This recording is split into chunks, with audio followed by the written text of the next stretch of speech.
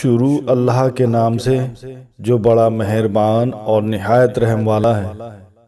حضرت عائشہ رضی تعالیٰ عنہا فرماتی ہیں کہ ایک مرتبہ حضرت علی رضی تعالیٰ عنہ ہمارے یہاں طویل سفر سے واپس آئے۔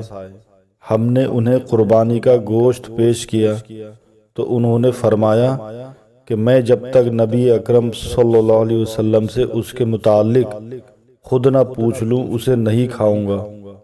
چنانچہ انہوں نے آپ صلی اللہ علیہ وسلم سے اس کے متعلق پوچھا تو آپ صلی اللہ علیہ وسلم نے ارشاد فرمایا، ایک ذی الحجہ سے دوسرے ذی الحجہ تک قربانی کا گوشت کھا سکتے ہیں، یعنی پورا سال اسے استعمال میں لایا جا سکتا ہے۔